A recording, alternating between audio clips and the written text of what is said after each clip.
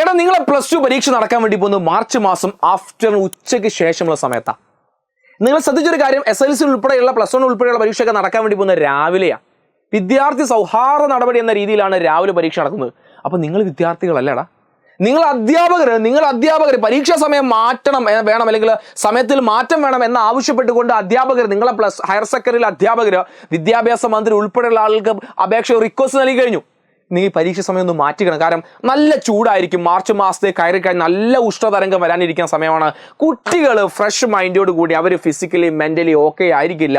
ഉച്ചയ്ക്ക് ശേഷത്തെ പരീക്ഷയ്ക്ക് നിങ്ങൾ ആ സമയം ഒന്ന് മാറ്റി കൊടുക്കണം എന്ന് പറഞ്ഞു. വിദ്യാഭ്യാസ വകുപ്പ് പറഞ്ഞ കാര്യം എന്താ അറിയോ? ഇനി സമയമൊന്നും മാറ്റാൻ കഴിയില്ല.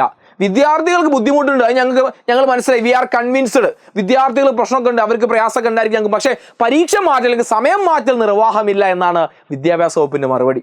അപ്പൊ എന്താ നിങ്ങളെന്താ തൊണ്ടു കൊടുത്ത് വാങ്ങിയതോ? എടാ നിങ്ങൾ വിദ്യാർത്ഥികളാണ്. അടുത്ത വർഷം ഹയർ എഡ്യൂക്കേഷനിലേക്ക് നിങ്ങൾ പോകാൻ പോകുന്ന കുട്ടികളാണ്. അതുകൊണ്ട് നിങ്ങളെ +2 final exam is very important.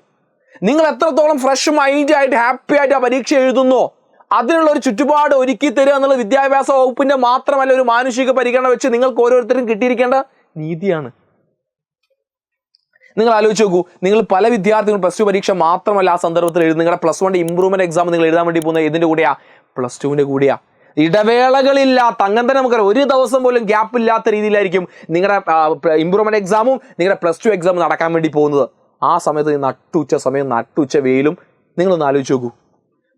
അതുപോലെ വിദ്യാഭ്യാസ വകുപ്പ് പറഞ്ഞ മറ്റൊരു കാര്യം, ഇനി ഈ സമയം മാറ്റിക്കഴിഞ്ഞാൽ അത് വിദ്യാർത്ഥികൾ കൂടുതൽ പ്രശ്നമാവുന്ന പറഞ്ഞത്.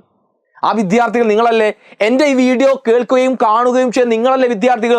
നിങ്ങൾ തീരുമാനിക്കണം. നിങ്ങൾക്ക് ഉച്ചയ്ക്ക് ശേഷമാണോ പരീക്ഷ വേണ്ടത്, രാവിലെയാണോ പരീക്ഷ വേണ്ടത്? ഇതൊരു മാസ് ക്യാമ്പയിനായിട്ട് നമുക്ക് മാറ്റണം.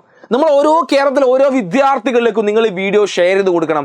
എന്നിട്ട് അധികാരികൾ ഇത് എത്തുന്നവരെ, കാരണം ഇതിന്റെ താഴെ വരുന്ന നിങ്ങളുടെ അഭിപ്രായം, നിങ്ങളെ കമന്റാ. അത് വെച്ചിട്ട് കേരളത്തിലെ വിദ്യാർത്ഥികൾ, +2 പഠിക്കുന്ന വിദ്യാർത്ഥികൾക്ക് പരീക്ഷ എപ്പം വേണമെന്ന് നിങ്ങൾ തീരുമാനിക്കും, വിദ്യാർത്ഥികൾ തീരുമാനിക്കും. കാരണം ആ ഒരു അന്തരീക്ഷം, പരീക്ഷ എഴുതാനുള്ള അന്തരീക്ഷം, വളരെ ഹാപ്പി ആയിട്ട് റിലാക്സ് ചെയ്ത് എഴുതാനുള്ള ഒരു അന്തരീക്ഷം അത് നിങ്ങൾക്ക് കിട്ടില്ല. അത് നിങ്ങളുടെ ആവശ്യമാണ്, നിങ്ങളുടെ ബേസിക് നീഡാണത്. കാരണം നട്ടുച്ച കാലാവസ്ഥ നമുക്ക് അറിയുന്ന കാര്യമല്ലേ. അപ്പോൾ നിങ്ങളുടെ അഭിപ്രായം നിങ്ങൾ താഴെ കമന്റ് ചെയ്യുക. ഇത് നിങ്ങളുടെ ആവശ്യം നമ്മൾ നേടിയെടുക്കുന്നവർ, നിങ്ങൾ അധ്യാപകർ നിങ്ങളെ കൂടെയുണ്ട്. ആ ഒരു ശക്തിയിൽ നമ്മൾ എന്ത് ചെയ്യും, നമ്മൾ ആ ഒരു നിങ്ങളുടെ ആവശ്യം നേടിയെടുക്കുന്നവർ നമ്മൾ ഒരു ക്യാമ്പയിൻ പോലെ ഈ വീഡിയോ നമ്മൾ മാറ്റണം. നിങ്ങളുടെ എല്ലാ ഫ്രണ്ട്സിലേക്കും നിങ്ങൾ ഈ വീഡിയോ ഷെയർ കൊടുക്കുക.